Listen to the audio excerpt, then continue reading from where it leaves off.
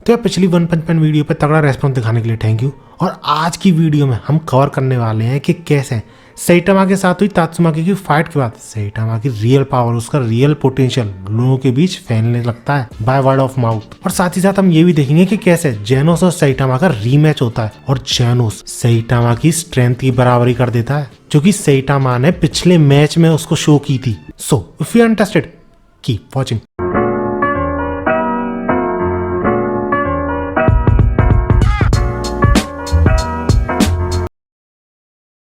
तो यार पिछली वीडियो में सैटामा की तात्सुमाकी से बहुत तगड़ी लड़ाई होने के बाद और कुछ ऐसी तबाही मचने के बाद सैटामा वापस घर लौटता है कि भैया आराम कर लेगा, वो फालतू में इन सारे झंझटों में फंस गया वो। लेकिन घर आके वो वापस क्या देखता है कि उसके घर में ऑलरेडी कोई प्रेजेंट है और वो थे ये तीनों बंदे जिस पर सैटामा भी लग यू गाइस अगेन।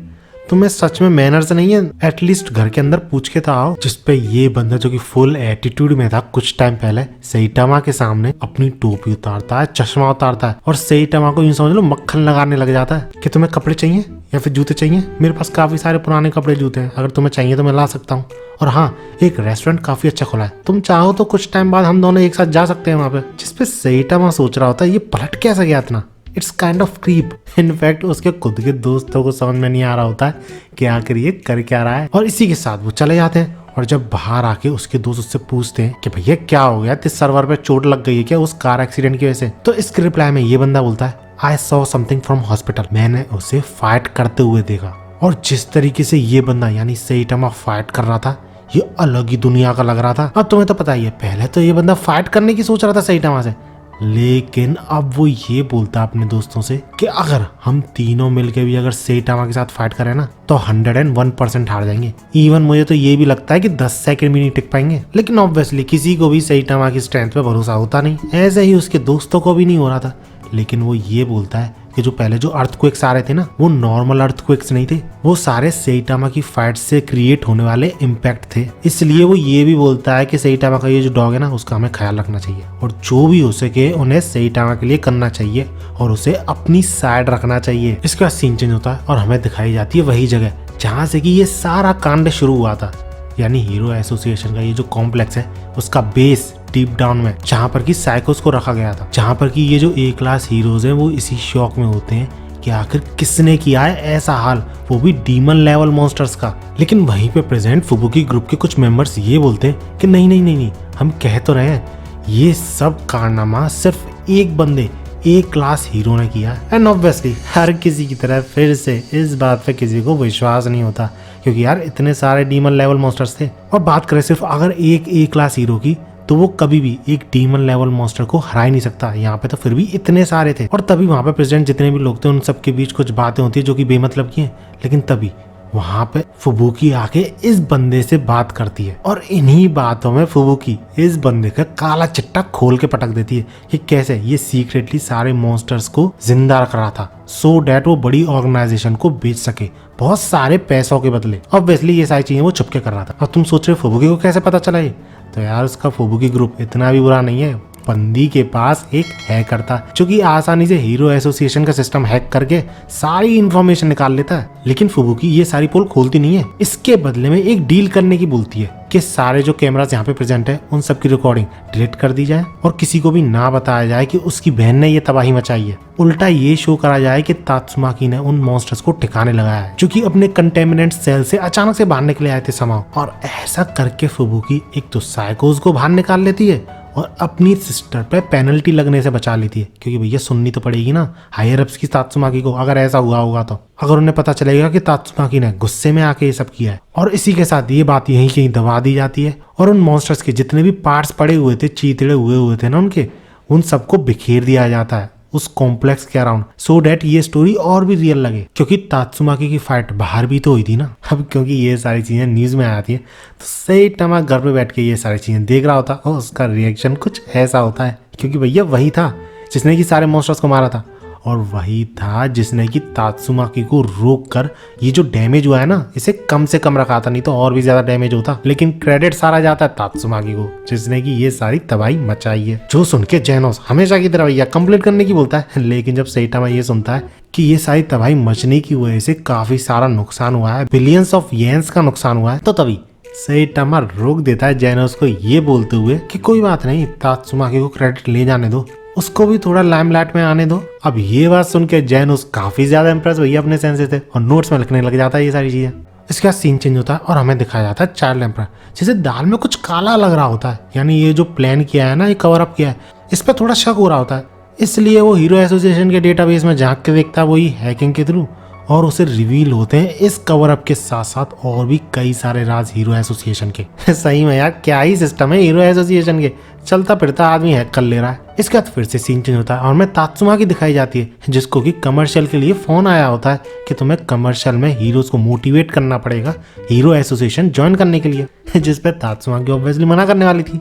लेकिन भैया सैटामा की कुछ बातें उसके दिल पे लग गई तो बंदी हाँ कर देती है। और कमर्शियल के लिए रिकॉर्डिंग फोटोशूट नॉर्मली हो रहा था, तात्सुमाकी इवन मेकअप तक करा रही थी। लेकिन जब रियलिटी में करने की बारी आती है तो तात्सुमाकी कुछ ऐसा कारनामा कर देती है। लेकिन जब वो कमर्शियल एयर होता है सारी जगहों पर तो कुछ इस तरीके से होता है। अब तात्सुमाकी को ऐसा क्यूट गर्ल रिप्रेजेंट करा गया तो भैया बहुत ज्यादा फ्यूरियस होती है, वो कॉल भी करती है कि ये क्या चक्कर है, ये क्या दिखा रहे हो तुम, हाँ एआई जनरेटेड, मैंने कब कहा है ऐसा करने को तुमसे। इसके बाद हमें एक लड़का दिखाया जाता है जो कि इसी कमर्शियल को देख रहा होता है किसी बिलबोर्ड पर, और तभी उसे एक हीरो एसोसिएशन की स्काउट अप्रोच करती है क्योंकि ये बंदा एक हीरो था। इसके बाद हमें हीरो एसोसिएशन में हो रही एग्जीक्यूटिव्स के बीच मीटिंग दिखाई जाती है। इन दोनों के बीच हुई जो मीटिंग है वो दिखाई जाती है, जिसके दौरान कुल मिला के बात ये होती है कि एक नई ऑर्गेनाइजेशन खुल गई है, यानी नई तरीके की हीरो एसोसिएशन, जिनको की नियो हीरोज भी बोला जा रहा है। और वो लोग बहुत तेजी से नए हीरोज को रिक्रूट कर रहे हैं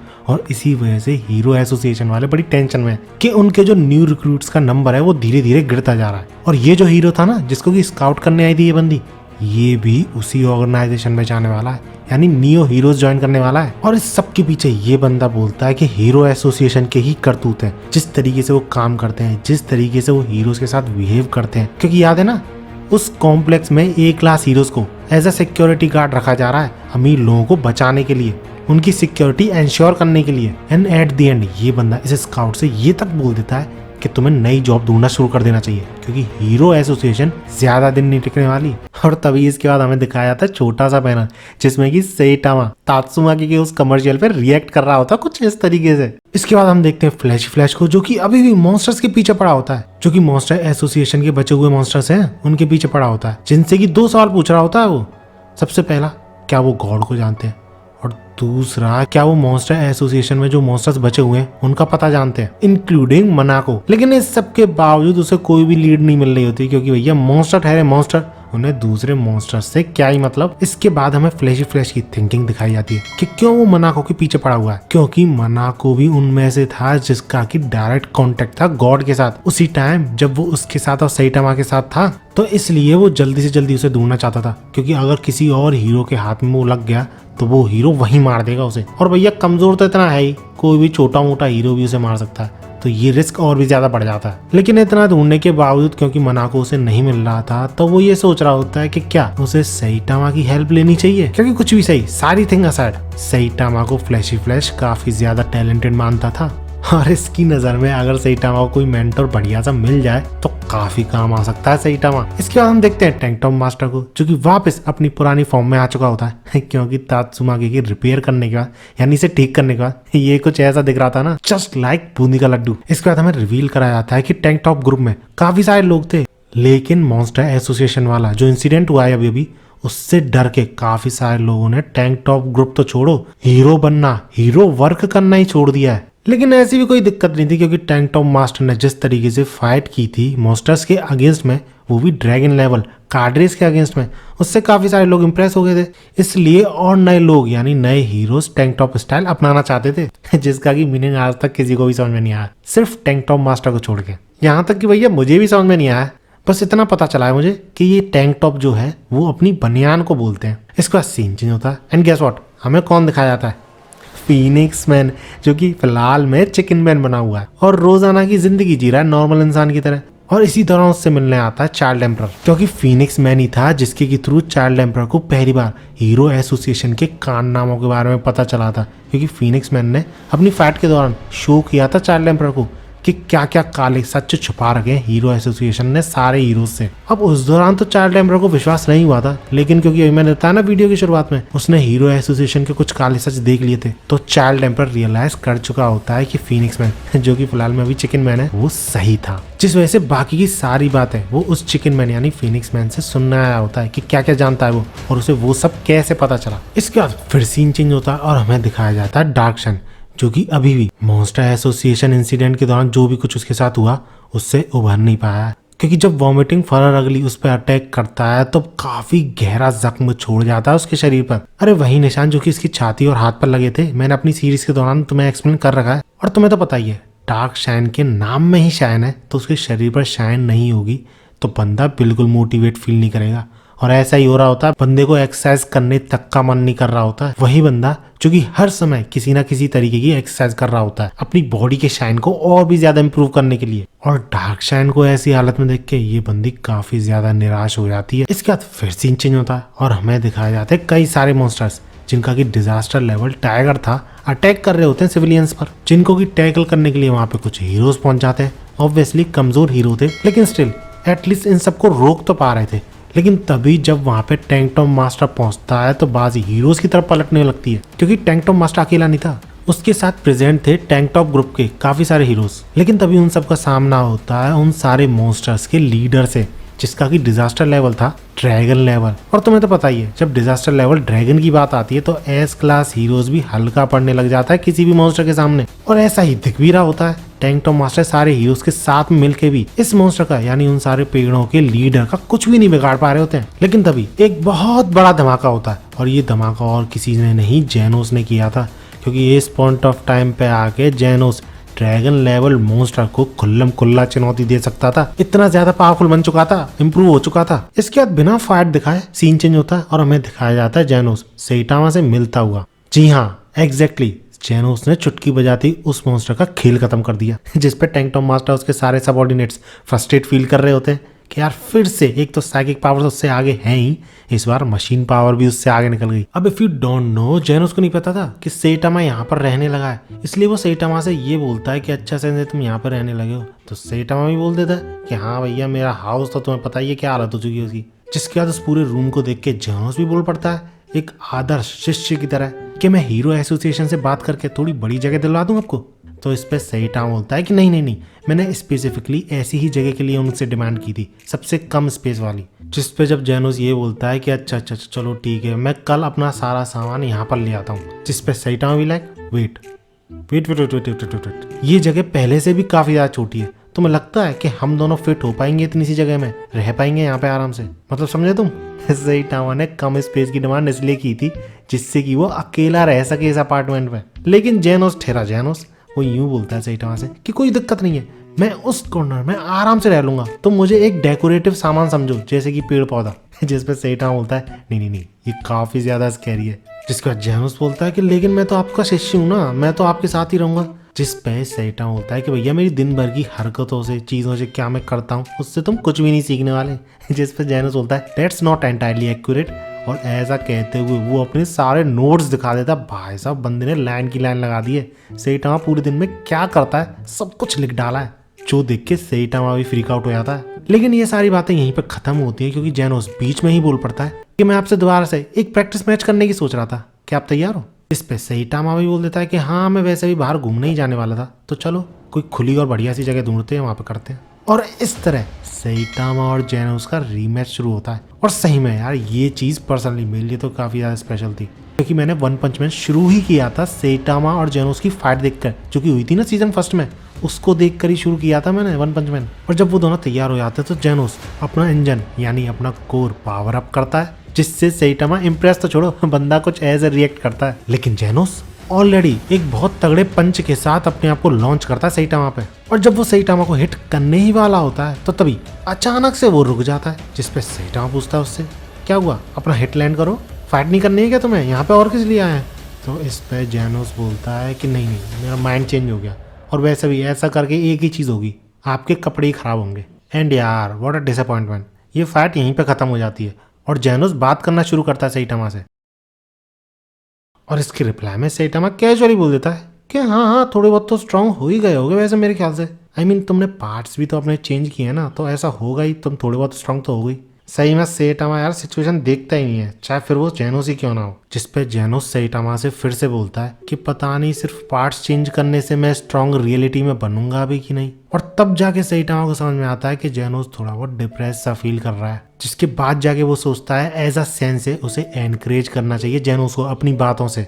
जिसके बाद वो जेनोस से बोलता है कि जेनोस, तुमने जो अभी ये लाइटिंग अटैक किया था ना, वो काफी ज्यादा ब्राइट था। जो देख के तुम स्ट्रांग हुए हो कि नहीं ये तो पता नहीं, लेकिन हाँ तुम ब्राइटर जरूर हो गए हो पहले से।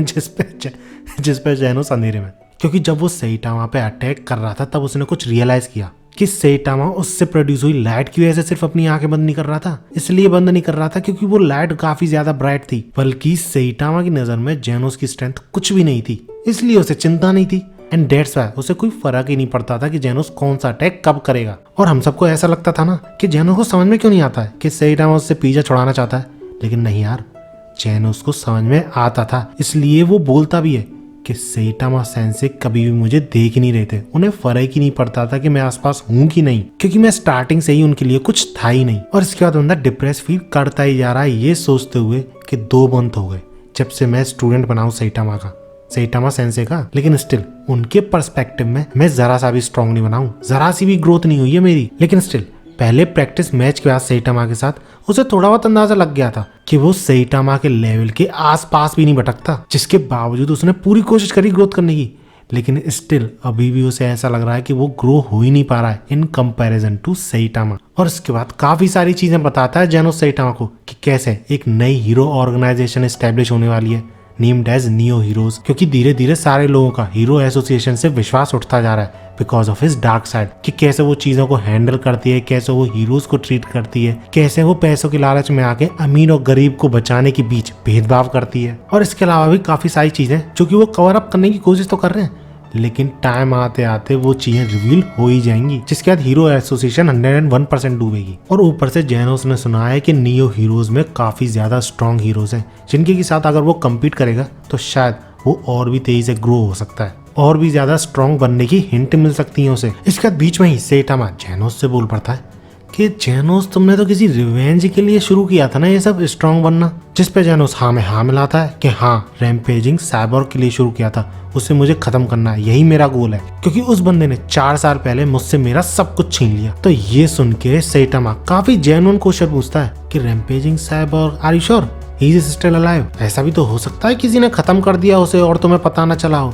तो इस पे जेनोस बोलता है कि नहीं, वो काफी ज्यादा स्ट्रॉन्ग था, और अगर किसी ने उसे हराया भी होता तो हीरो एसोसिएशन के डेटा में कहीं ना कहीं उसका नाम जरूर होता, और जिसने भी उसे हराया वो सब कुछ रिकॉर्डेड होता। जिसके बाद सेटामा एक और जेन्युइन क्वेश्चन पूछता है, जरूरी थोड़ी है किसी हीरो ने मारा हो सकता है किसी और ने मारा हो, लाइक मी। तो इस पे जेनोस ये जवाब देता है कि हाँ सेटामा सेंसे, तुम ही हो जो कि उसे हरा सकते हो, बहुत ही कम लोग हैं शायद उसे हरा पाएंगे क्योंकि वो काफी ज्यादा पावरफुल था। और अगर तुमने हराया भी होता उसे पास्ट में, तो तुम्हारे माइंड में उसकी इमेज जरूर एज अ पावरफुल अपोनेंट बन गई होती, तो तुम्हें याद रहती और तुम मुझे बता सकते।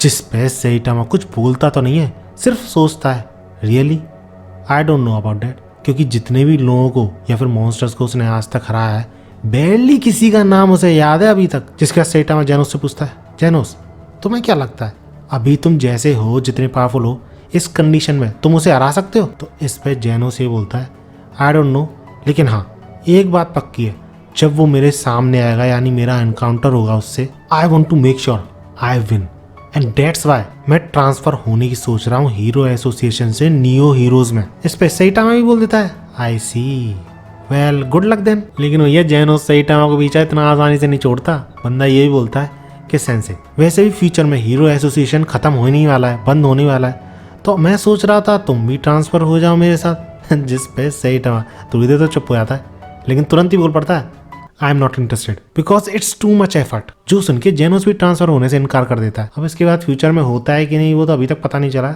लेकिन आई थिंक नहीं होगा अगर सेटामा नहीं जा रहा है तो। एंड दैट्स इट, वीडियो यहीं पे खत्म होती है। वीडियो अच्छी लगी तो लाइक जरूर कर देना, ऐसी ही वीडियोस के लिए मेरे चैनल को सब्सक्राइब भी कर सकते हो। टारगेट रखते हैं 12 के लाइक्स का, अगर 12 के हो जाएंगे तो अगली वीडियो 1 पंच मैन पे ही आएगी, और अगर नहीं होंगे तो किसी और पे आएगी भैया। मिलते हैं अगली वीडियो में, और भागो।